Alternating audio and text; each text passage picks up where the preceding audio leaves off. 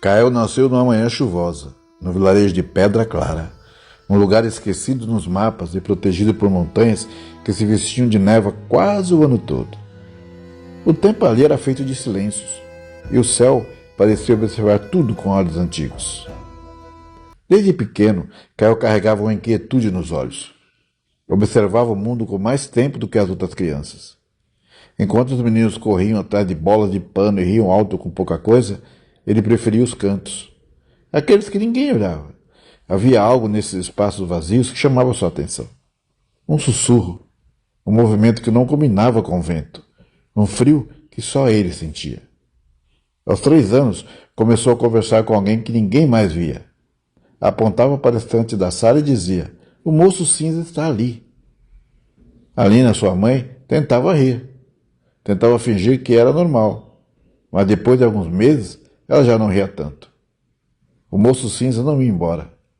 E Kael falava sobre ele como se falasse de um tio distante ou um vizinho de nome estranho.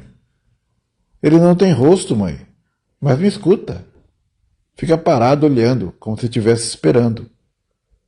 O pai, um homem prático endurecido pela lida na lavoura, dizia que era coisa de criança. Com o tempo passaria. Mas com o tempo, o que passou foi a paciência. Aos 5 anos, Kael começou a descrever outras presenças. Algumas tinham formas definidas, outras pareciam sombras em movimento. Algumas traziam paz, outras medo.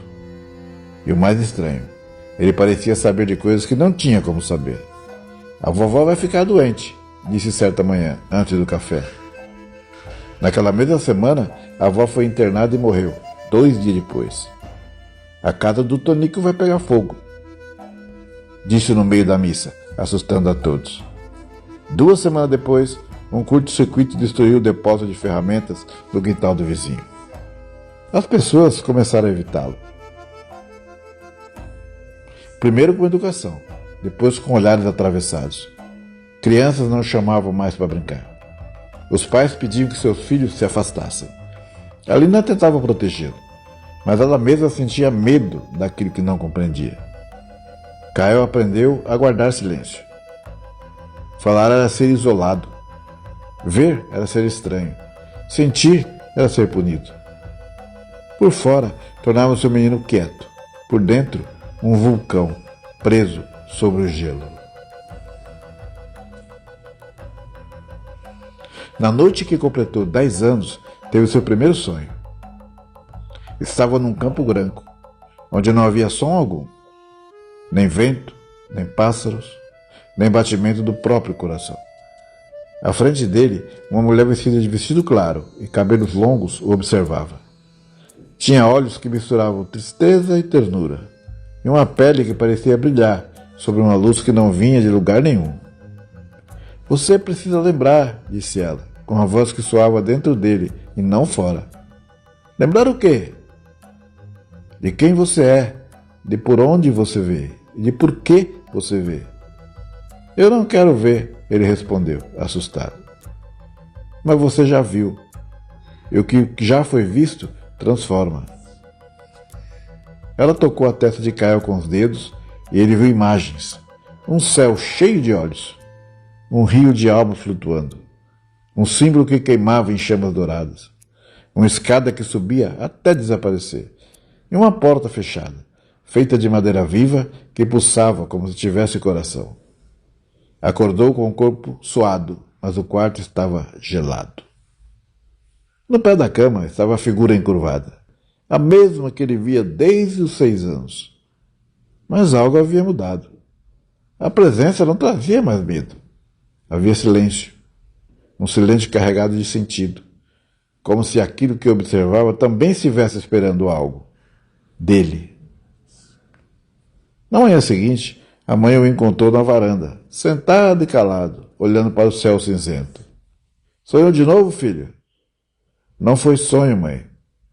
Ela não perguntou mais.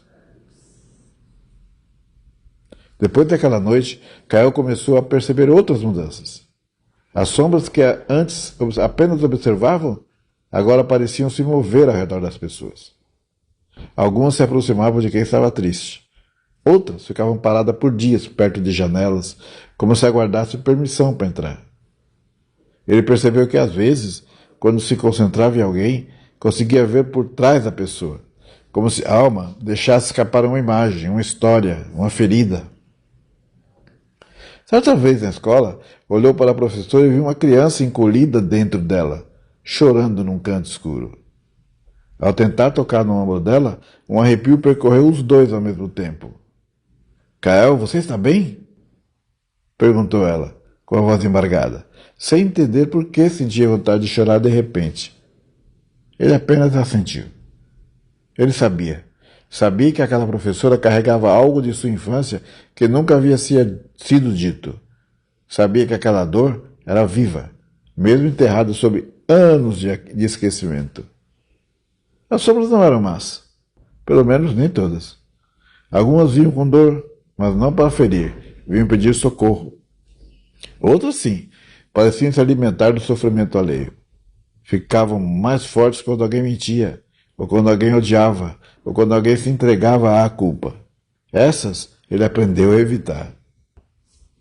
Mas o mais assustador era quando via as que pareciam não se importar com nada, que apenas existiam, frias, indiferentes, sem forma, nem intenção clara. Aquelas eram as mais antigas, e pareciam conhecê-lo. Foi ao mexer nas coisas antigas do avô, falecido há 2 anos, que Kael encontrou um espelho oval, empoeirado, de moldura escura e talhada com símbolos estranhos. Ninguém sabia por que o avô o guardava com tanto zelo. Quando Kael se olhou ali, não viu seu reflexo comum. Por um instante, viu-se mais velho. O rosto marcado, olhar firme, uma cicatriz sobre o supercílio. E atrás dele, dezenas de silhuetas o observavam, como se estivesse esperando que ele dissesse algo. O reflexo piscou e voltou ao normal. Mas Kael já não era mais o mesmo. Ele entendeu, naquele instante, que não estava sendo assombrado, estava sendo chamado. Chamado para algo que ainda não sabia nomear, mas que existia e sempre existiu. E pela primeira vez em muito tempo, ele não sentiu medo. Sentiu o propósito.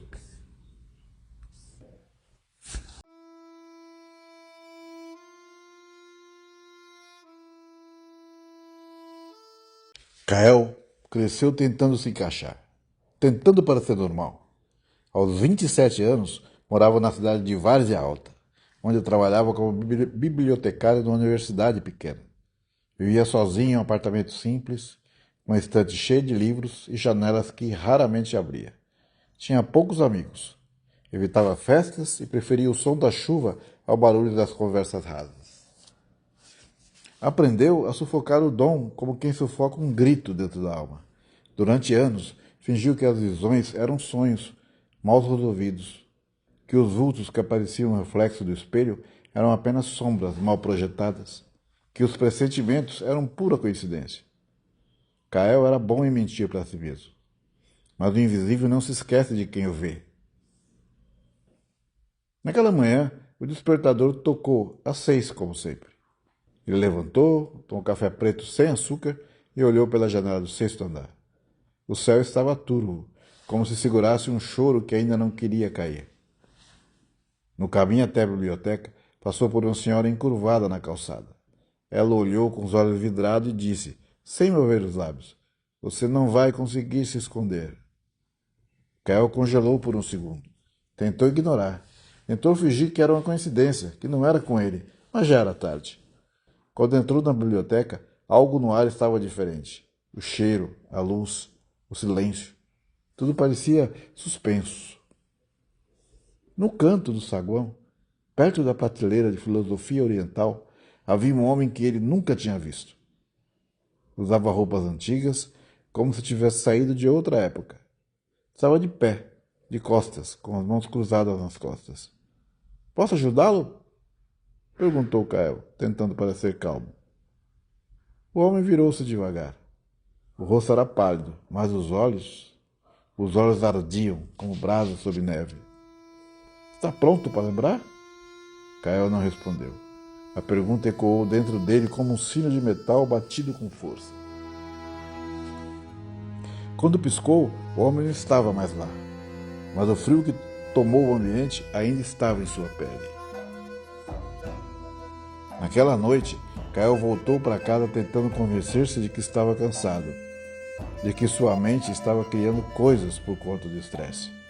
Abriu uma garrafa de vinho barato, sentou-se na poltrona de sempre e colocou um disco instrumental para tocar. Tentou ler, mas não conseguiu. Tentou dormir, não conseguiu. Às 2h47, o barulho veio. Um rangido longo, como madeira sendo torcida devagar, veio do corredor. Kael se levantou devagar, pegou a lanterna e foi até lá. O corredor estava vazio, mas a porta do armário estava aberta. Ele nunca a deixava assim. Dentro, um papel dobrado, antigo, amarelado, sem nome, sem remetente. Ao abrir, leu: quando as sombras voltarem a falar, siga o que silencia em você. Foi então que ouviu o som mais temido da sua infância, a respiração atrás do ombro. Quente, silenciosa, constante. Virou-se. Não havia ninguém. Mas o espelho do corredor mostrava outra coisa. Uma figura curvada, mãos longas, sem rosto. Ela havia voltado. E dessa vez não estava só observando. Na manhã seguinte, Kael não foi trabalhar. Pegou um ônibus rumo a Pedra Clara, o vilarejo onde nasceu. Algo dentro dele dizia que as respostas estavam lá, que o que estava voltando não era novo, era antigo, tão antigo quanto ele. Chegou no fim da tarde. As mesmas montanhas, as mesmas névoas, mas algo parecia mais denso, mais próximo. O tempo ali não havia passado, ou talvez ele fosse o único que envelheceu. Foi recebido pela tia Clara, irmã de sua mãe, que ainda morava na mesma casa com paredes descascadas de cheiro de madeira velha.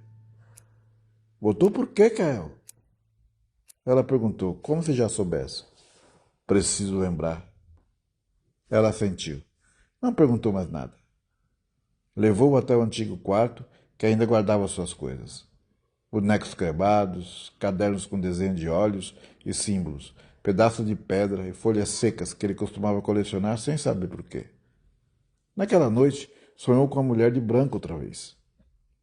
Você não pode continuar fingindo que não é, ela disse. Eu não sei o que sou, respondeu. Ela se aproximou, tocou o peito dele e sussurrou. Você é ponte. E sumiu. No dia seguinte, decidiu caminhar pelas trilhas que levavam à parte mais alta do vilarejo. Sentia que alguém o esperava ali. No meio do caminho, encontrou um velho sentado num tronco. Roupa simples, cabelos brancos, olhar parado no horizonte. Demorou, menino, disse o velho, sem virar o rosto. Me conhece? Te vi nascer, não com esses olhos. Apontou para os próprios olhos, mas com os outros. Quem é você? Alguém que já tentou fugir do que você tenta hoje. Kael sentou-se ao lado dele. O velho falou por horas, como quem abre um baú cheio de segredos. Falou sobre véus que separam os mundos, sobre a linguagem das sombras, sobre as vozes que vivem no silêncio, sobre aqueles que nascem com os olhos abertos demais e que, por isso, enxergam o que foi esquecido. Você vê porque foi escolhido, disse o velho. Mas só será guia quando escolher ver de verdade. O chamado não é um pedido, é uma memória. Kael fechou os olhos. E dentro dele, algo começou a se mover.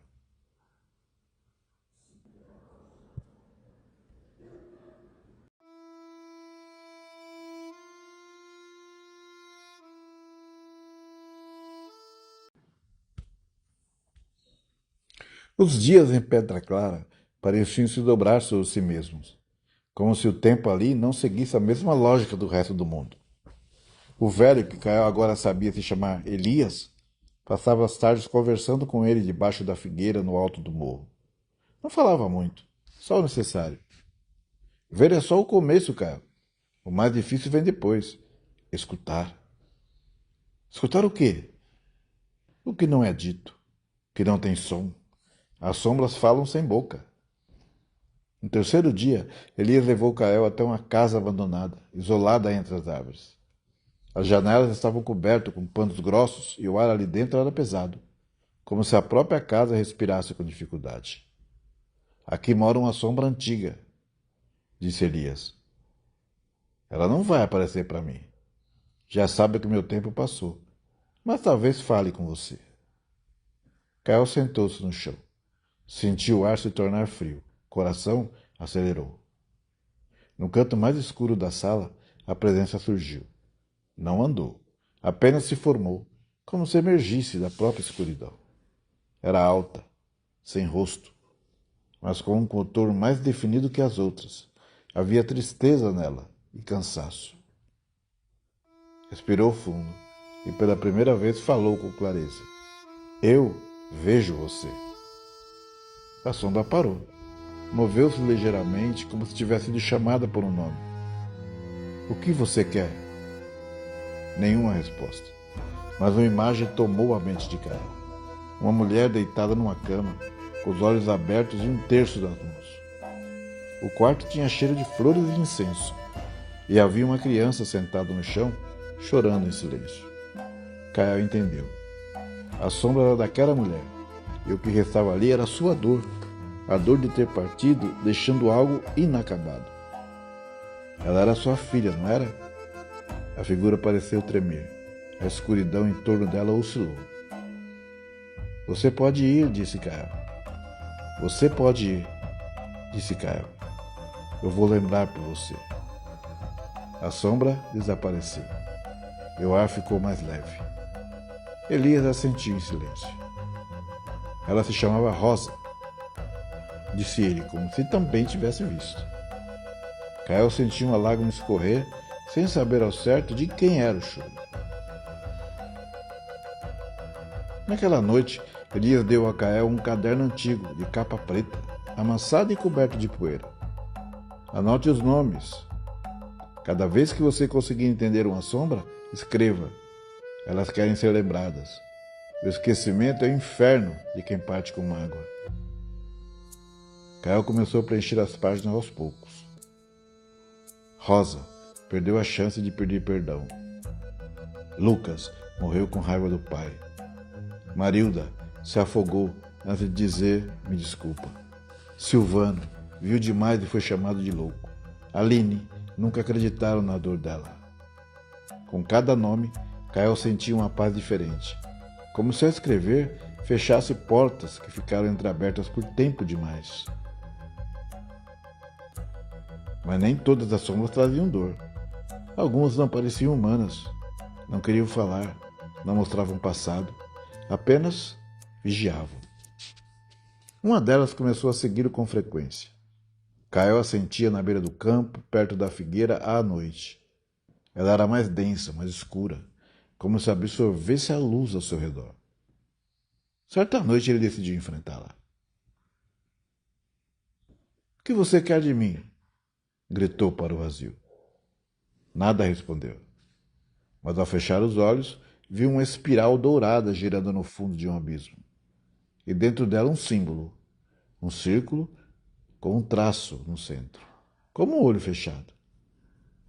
Essa não quer ajuda, disse Elias. Ela quer lembrar você de algo. De quê? De que nem toda luz vem da luz, e nem toda sombra é ausência. Cael não entendeu de imediato, mas sentiu que aquela presença não era uma alma. Era uma força, um fragmento de algo maior, algo que ele ainda não estava pronto para nomear. As visões começaram a se intensificar. Agora Cael via sinais também nos vivos. Pequenos vultos sobre os ombros de algumas pessoas, como fardos espirituais. A hora cinza ao redor de quem carregava arrependimento. faíscas douradas ao redor do que estavam prontos para perdoar. Caminhando pelo vilarejo, ele começou a entender quem precisava de ajuda e quem era parte do processo de cura do outro. Começou a conversar, escutar, orientar-se e parecer sábio, apenas ouvindo com a alma. Certo dia, uma moça de olhos tristes o procurou. Eu tenho sonhos com minha irmã. Ela morreu ano passado. Sempre me pede para procurar um livro. Não sei o que isso quer dizer. Kael pediu que ela fechasse os olhos. Tocou suas mãos. E ali, entre um silêncio e outro, viu uma imagem. Uma prateleira, um livro de capa azul e uma foto escondida entre as páginas. Vá até a estante da casa antiga de sua avó. O livro tem a capa azul. Tem algo ali para você. Ela chorou. Não perguntou como ele sabia, apenas agradeceu. 3 dias depois voltou sorrindo. Encontraram a foto das duas juntas com uma dedicatória escrita à mão. Era isso que ela queria, disse a moça. Ser lembrada sorrindo. E Kael entendeu. O que ele fazia não era ver o invisível, era restaurar o invisível nos vivos.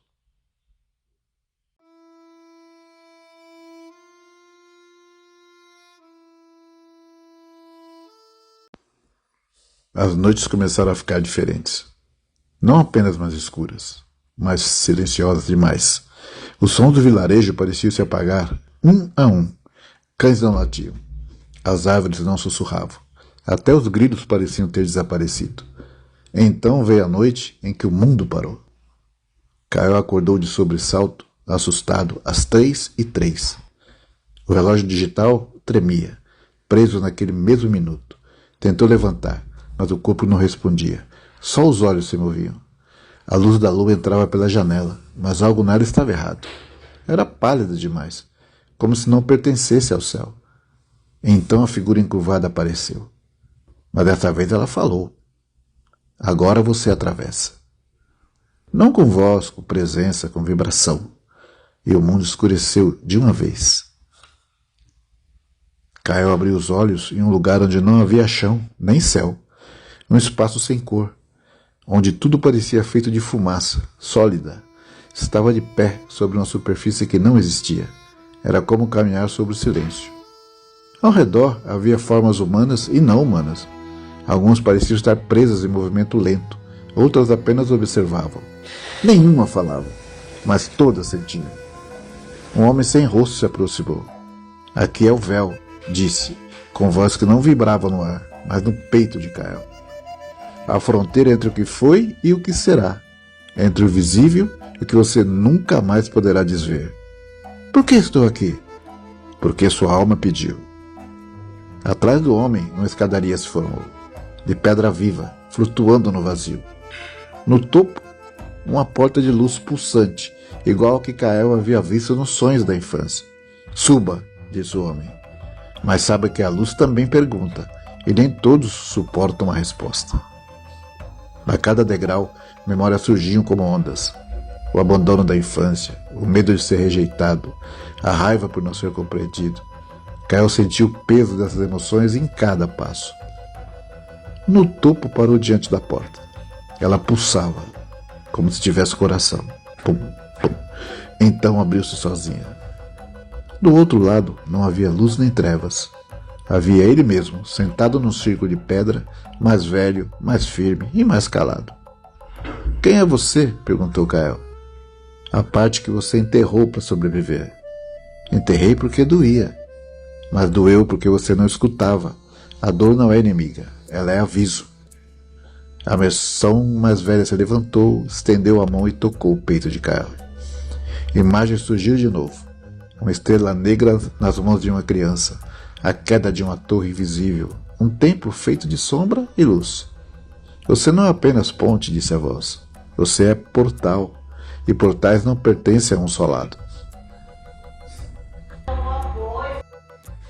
Kael caiu de joelhos. Chorou, não um choro de dor, mas de reconhecimento, como se reencontrasse portas esquecidas de si mesmo. Então a luz engoliu tudo. Acordou na própria cama, suado, trêmulo, com a mão ainda no peito, sentindo o calor do toque de outra versão de si. Mas algo estava diferente. Viu o mundo com duas camadas, a superfície das coisas e o que estava por trás delas. Elias veio visitá-lo naquela manhã. Você passou, menino. Passar o quê? A travessia. Nem todos voltam. Alguns enlouquecem, outros desistem. Mas você se lembrou. Caio assentiu. Agora compreendia que ver era apenas a porta, que sentir era o corredor e que lembrar era a chave. E sabia que a travessia não havia terminado.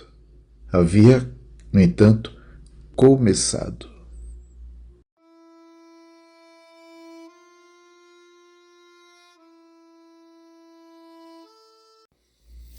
Depois da travessia, Caio passou 3 dias sem sair de casa. Não foi sono nem doença. Foi integração. A sua alma parecia estar costurando fragmentos antigos, reunindo memórias de vida, sensações que nunca viveu, mas que agora entendia. Viu nomes que não reconhecia, rostos de outros tempos. Chorou por dores que não eram só suas, mas que também o eram. Na manhã do 4º dia, ao abrir a janela, percebeu. O mundo não havia mudado. Mas ele, sim, havia mudado. Agora havia a camada sutil de tudo. As intenções antes de virarem palavras. A energia das coisas quietas. As sombras das esquinas. E as luzes escondidas em pessoas comuns. Caio voltou a trabalhar na biblioteca. Mas agora era outro. O silêncio que antes era fuga, agora era ferramenta. As pessoas olhavam de modo diferente. Alguns se sentiam desconfortáveis perto dele, como se suas verdades internas fossem puxadas para fora com o olhar. Outras se aproximavam sem saber por quê, como se suas almas o reconhecessem antes do corpo. Ele passou a ajudar em silêncio, escutando mais do que dizendo, indicando livros certos a pessoas que não sabiam o que buscavam, oferecendo uma frase curta que desbloqueava uma dor guardada há anos. Aos poucos, tornou-se conhecido não pelo que fazia, mas pelo que causava. As pessoas diziam, depois que conversei com aquele bibliotecário, eu mudei. E ele não pedia reconhecimento. Sabia que os portais existem para servir, não para serem aplaudidos. Numa tarde chuvosa, uma jovem chamada Clara entrou na biblioteca. Tinha os olhos que ele conhecia, abertos demais para a idade. Ela perguntou, você também vê? Caio sorriu. Sim, e você também está pronta. Passou a orientar Clara em silêncio, como Elias a fizera anos antes. Ensinou a observar sem julgar, escutar sem responder, ver sem se perder. Mostrou a ela o caderno preto, agora com dezenas de nomes escritos, de cada alma que ajudou a atravessar. Ela começou o próprio caderno, e assim o ciclo continuava. Mas havia uma sombra que Caio nunca havia compreendido. Ela observava desde criança. Estava presente nas visões, momentos de crise, nos sonhos silenciosos. Nunca se apresentou, nunca falou, apenas esperava. Na véspera do seu aniversário de 33 anos, ela voltou, mais próxima, mais nítida. Caio não fugiu, sentou-se de frente para ela. Está esperando há tanto tempo, disse ele. A sombra inclinou a cabeça. Caio então fechou os olhos. E ao fazer isso viu uma imagem, um menino, pequeno, com medo, preso num quarto escuro. Era ele mesmo. A sombra era a parte dele que ficou para trás. A dor que ele nunca acolheu. O medo que não teve espaço, o abandono, a culpa, a solidão. Tudo que ele teve que enterrar para sobreviver estava ali. Chorou, abriu os braços e acolheu a sombra no peito. Naquele instante ela deixou de ser sombra. Virou luz, cinza, suave, quase invisível, e sumiu dentro dele. Agora Caio sabia. As sombras não são inimigas. São partes esquecidas, feridas que gritam, memórias que buscam um nome. Ele continuaria ajudando, mas não como salvador, como testemunha, como ponte, como alguém que já esteve dos dois lados e soube voltar. E quando alguém lhe perguntava quem ele era, ele apenas dizia, alguém que escuta o que ninguém ouve. E nas noites de lua pálida, quando o mundo se calava, ele ainda conversava com sombras.